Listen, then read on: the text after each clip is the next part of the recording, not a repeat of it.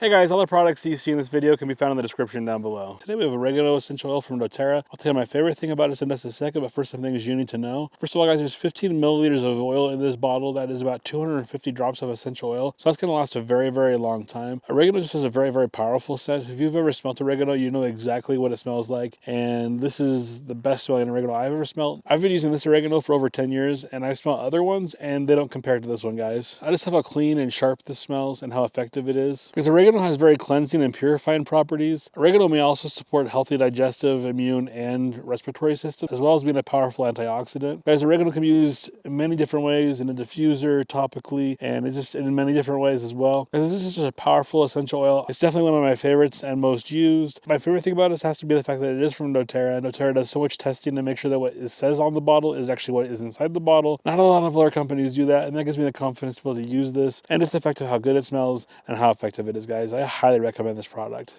Thanks for watching. If you like what you saw, please subscribe. I appreciate it a ton. Have a good day, guys.